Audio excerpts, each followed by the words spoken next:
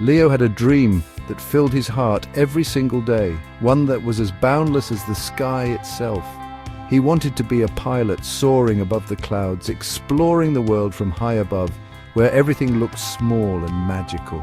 His bedroom was a tribute to his dream. Walls covered in airplane posters, shelves lined with model planes and tiny aircraft dangling from the ceiling, always reminding him of the endless sky. Every afternoon, Leo would dash to the airport fence, gripping the cold metal tightly, eyes wide as he watched planes roar down the runway and glide into the blue, memorizing every shape, color, and sound. Sometimes pilots would notice him and wave, and Leo would wave back with a huge grin, imagining himself in the cockpit, steering the plane through the clouds. But Leo was short, much shorter than everyone in his class, even shorter than some of his younger neighbors, and it made him wonder if he could ever reach his dream. His parents always reassured him, telling him that dreams weren't measured in inches, but Leo still worried. Were pilots always tall? Did he have to grow more to fit in the cockpit? Still, he never stopped dreaming. He read every aviation book he could find, learned about flight and famous pilots, and spent hours building model planes, perfecting every detail. In his backyard, Leo would climb into a cardboard box, close his eyes and make engine noises, flying to faraway places in his imagination, places he'd only seen in books or on maps. In his mind, he was Captain Leo, the bravest pilot in the sky, leading daring adventures and discovering new lands, always with a smile on his face. No matter what anyone said, nothing could stop Leo from reaching for the clouds and chasing his dream, as big and bright as the sky above. As Leo grew, so did the whispers about his height. When he said he wanted to be a pilot, kids laughed, "You're too short, Leo." Even adults suggested he stick to model planes. Their words stung, but Leo had a secret weapon belief in himself. He'd return to the airport fence, letting the roar of engines drown out the doubts. He started saving every penny for flying lessons, dropping coins into a jar labeled Flight Fund.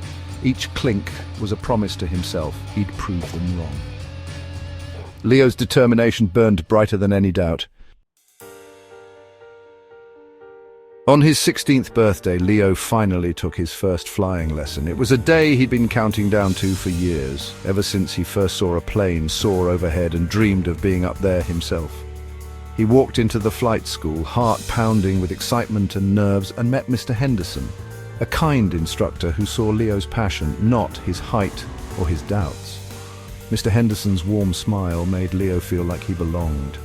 The yellow training plane was everything Leo had dreamed of, bright, sturdy, and waiting just for him. It gleamed in the morning sun, promising adventure. In the cockpit, the seat adjusted perfectly. No phone books needed this time. For the first time, Leo felt like a real pilot, his hands trembling as he touched the controls. Mr. Henderson handled takeoff, guiding the plane smoothly into the sky, then handed Leo the controls with a reassuring nod.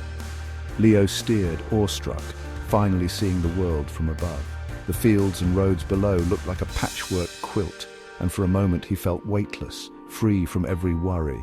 But when it was time to land, nerves took over. His hands shook, and he bounced the plane hard on the runway, the jolt echoing through his bones.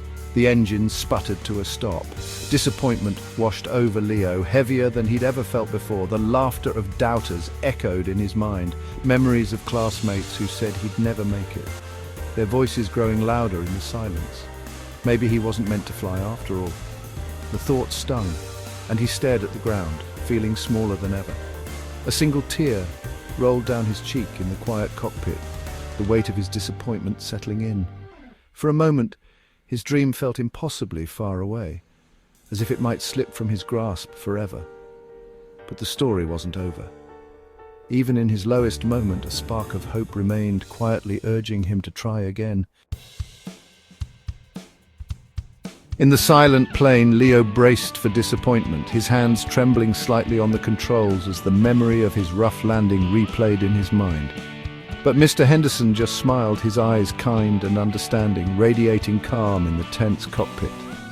"That's why we call it practice," he said, his voice gentle, reminding Leo that every pilot starts somewhere. "My first landing was worse," he added, sharing a laugh, making Leo feel less alone in his struggle. He asked, "Do you want to try again?"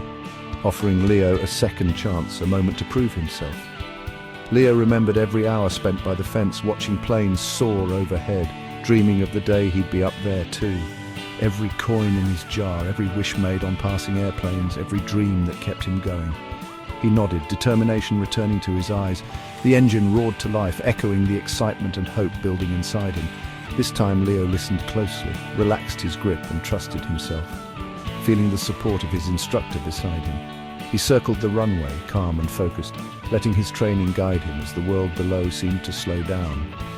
The landing was smooth, a gentle bump, a perfect stop. Leo had done it, his heart soaring with pride. He was no longer just short Leo, the boy who watched from the sidelines. He was a pilot now, and his dream had finally taken flight, carrying him above the clouds and into a new chapter of his life.